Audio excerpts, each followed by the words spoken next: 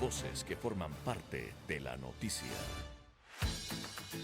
Y Ecuador no siempre ha sido el lugar propicio para que vengan grandes producciones, nos escogen muy poco y no entendemos por qué. No entendemos por qué, porque tenemos paisajes y en media hora una producción puede pasar de selva a costa, de costa a la sierra, a estas grandes montañas nevadas. Pero Ecuador sigue siendo el último recurso. Son películas muy específicas que han venido a filmarse a Ecuador. No me acuerdo de muchas, son muy pocas en verdad. Pero hay alguien que se está preocupando por eso. Dentro de las personas que yo conozco hay dos y él es una de ellas. Estamos hablando de Luis Fernández Salvador, el expresidente de la Fundación Identidad Nacional. Luis, bienvenido a Así Amaneció, gracias por estar con nosotros esta mañana. Muchas gracias por la invitación al programa. Luis, cuéntanos un poquito, ¿por qué Ecuador no es elegido siempre como una locación para producir y filmar películas? ¿Y qué se puede hacer al respecto? ¿Y qué estás haciendo tú al respecto con la Fundación? Muchas gracias. Sí, bueno, Ecuador no es un país conocido en el mundo. De hecho, hay muchísimas personas, millones de personas educadas que cuando le hablamos de las Islas Galápagos piensan que Galápagos no son un país en sí mismo. ¿Y qué pasa? Yo creo que ha sido, pues primero que nunca le hemos dado importancia a la cultura de la manera de coyuntura que deberíamos ver a la cultura, porque la cultura es un arma de construcción masiva. Países desarrollados y países que no eran desarrollados lo comprueban, como los casos de éxito que en este caso tenemos en países remotos como Islandia, en el que pues a rara vez se veía un turista, o Nueva Zelanda, que es tan lejano que creo que tenía un vuelo a la semana, pero faltaron dos grandes producciones y tal vez un golpe de suerte en alguna de esas locaciones que trajo pues imprevistamente una cantidad de riqueza a través del turismo que empezó a invadir estos países remotos y desconocidos, y la inversión, porque esos países con esos turistas, los turistas van, se enamoran de sitios, porque lo que vieron en las películas es lo que ven cuando aterrizan en el sitio en términos de lo que su cognición mental les da. Y eso representa personas que quieren dejar también su dinero ahí, más allá de gastarlo. Colombia, no nos vayamos muy lejos. Colombia es un caso excelente. Colombia era un país que en algún momento fue catalogado el país más peligroso del mundo. Al mismo tiempo en el que tuvieron la suerte de tener pues a alguien que hizo alguna producción que llevó a Colombia a tener una historia afuera en el mundo y lo puso en el epicentro de pues inclusive cosas como el narcoturismo, ¿sí? Imagínate. Hoy en día Colombia, de haber pasado, digamos, de haber tenido menos de 1 millón de visitantes turísticos, pasó a 7 millones, tan solo por el efecto de haber estado nominado tal vez en los Óscares o haber tenido producciones grandes. Ya hoy día pues tienes industrias como Netflix, y no solamente en la cultura y el turismo, sino que en otros sectores económicos emergentes, pues atraes el interés de la gente porque lo visibilizas al país a través de sus héroes, de su historia, con un lenguaje internacional. Eso es lo que hemos estado trabajando desde la Fundación Identidad Nacional, y antes de la fundación o de la existencia de la fundación, yo como filántropo encontré pues a través de muchos estudios con científicos políticos y científicos artísticos, cómo encontrarle al Ecuador su identidad. Países como Perú tienen su identidad en la comida y se han promocionado en todo el mundo y se han dado a conocer como el país de eso. Colombia, el realismo mágico, la literatura. ¿Por qué Ecuador no puede tener una identidad específica? Porque sencillamente somos muy distintos. Efectivamente, ahí es donde encontramos la fuente de poder. El Ecuador tiene su fuente de poder y su línea y firme estética en lo ecléctico, en la diferencia, en un país tan pequeño con tantas diferencias, y ahí está nuestra fuente de poder. Entonces, ¿cómo vender esa fuente de poder? A través de lo visual, pero la fotografía no es específicamente la forma más potente de llegar al corazón de la gente, pero sí la cinematografía. Y así fue que empezamos esta campaña Ecuador, un fenómeno estético, para vender al Ecuador en el mundo sin necesariamente tener que invertir fondos para hacerlo, porque sería muy difícil, ya que muchos países venden lo mismo que tenemos nosotros aquí en muchos casos. Y bueno, empezamos con 5 películas hace 10 años, hoy día tengo pues el honor de decirles que ya estamos a un 80%, acabamos de terminar el rodaje de la 4ª película. Se llama Lions of the Sea, ¿verdad? Lions of the Sea. Y tenemos la ambición de pronto salir con esta campaña en el mundo, con esta distribución en todos los cines del mundo de las 5 películas al mismo tiempo. La 5ª se va a rodar el próximo año en la costa, que es el territorio que nos falta. Vamos a vender esos 5 Edenes del planeta y vamos a seguir con una gran campaña de relaciones públicas que espera otorgarle al Ecuador una campaña de publicidad gratuita de cerca de $1 billón.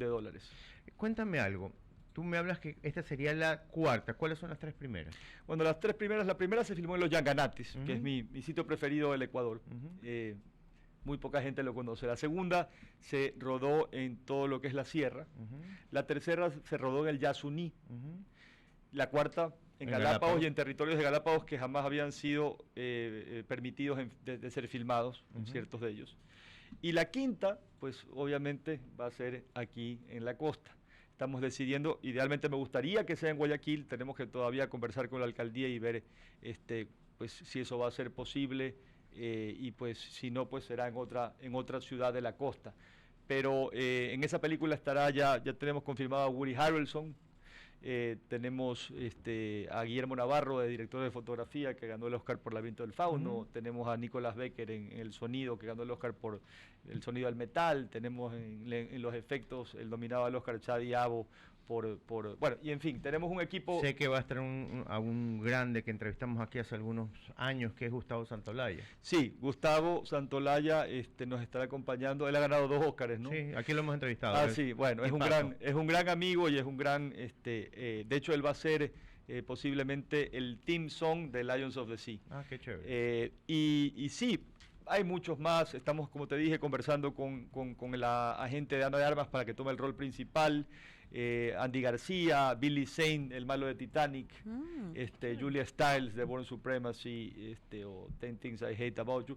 O sea, es una película importante, es una película de $60 millones de presupuesto que va a causar un precedente porque estamos contando la historia en esa película de un héroe latinoamericano. No les quiero hacer un spoiler de la película, pero el guión lo escribió David Marconi, que es un escritor de Hollywood, que pues hizo películas como Duro de Matar, escribió Enemigo del Estado, Enemy of the State, bueno, y sí, me parece que estamos emocionados porque ya tenemos la mitad del presupuesto y ya pues, digo, solo nos falta la otra mitad, pero ya es bastante haber logrado hasta ahora eso. 9:01, Luis Fernández Salvador, presidente de la Fundación Identidad Nacional, nos cuenta los pormenores de la película Lions of the Sea. Y antes de abrir micrófonos en el corte, yo preguntaba, y quisiera que nuestros oyentes escuchen, estos pormenores que no sabemos.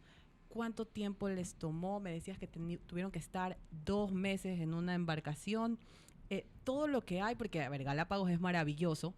Escucharte decir que llegaron a lugares donde no está permitido el acceso, tiene o debe traer imágenes increíbles que nadie ha tenido hasta el momento, nadie las ha visto hasta ahora. Solo los que viven allá, los que bucean, los científicos, etcétera.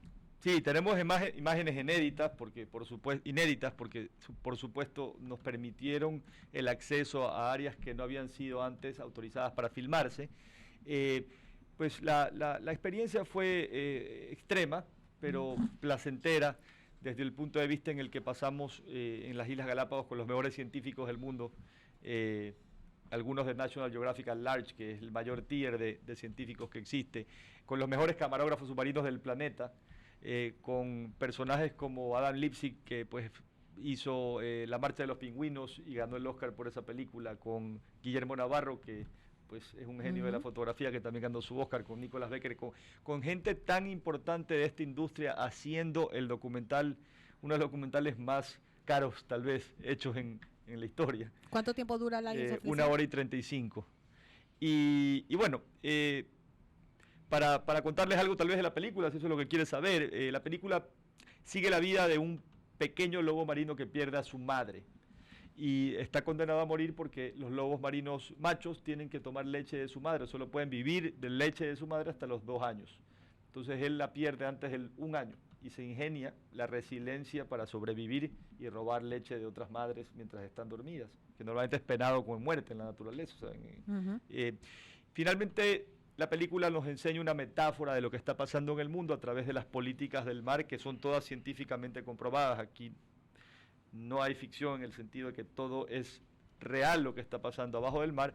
Sencillamente la película la vamos a ver como una película de Disney, en esa onda de Bambi, pero nos va a enseñar una metáfora para los adultos, porque es una película familiar sobre lo que está sucediendo en el mundo, como son en este caso las invasiones territoriales que están sucediendo abajo del mar también por la falta de recursos o de alimentos, por el calentamiento global y la sobrepesca del mundo. Después, obviamente, las pues, concurrentes migraciones que salen a raíz de eso, ¿no? De especies como nosotros aquí en la Tierra. Y tercero, pues los estragos del calentamiento global, que tal vez hoy en día nosotros no los percibimos tanto como esos seres que viven debajo del mar lo perciben. La población de los lobos marinos de Galápagos, descubrimos que en ciertas islas ha decrecido 60%. Wow. Imagínate. Impresionante. Así es. Luis, que queremos agradecer muchísimo, como sabes, el tiempo en la radio es corto, en los medios en general. Te deseamos la mejor de la suerte. Esperemos que Lions of the Sea y las películas anteriores y las futuras tengan el éxito que se merecen y que puedas lograr que finalmente vengan a Ecuador a producir y a filmar grandes producciones de Hollywood. Bueno, darlo por hecho porque vamos a hacer que esta ley de transformación digital que nuestro actual presidente pasó en el Congreso funcione. Listo. Era Luis Fernández Salvador, presidente de la Fundación Identidad Nacional. Hablábamos de la película Lions of the Sea, de las futuras películas y de toda esta campaña para traer producción al Ecuador, que es una campaña muy difícil de lograr, pero lo está haciendo de a poco. Así que felicitaciones.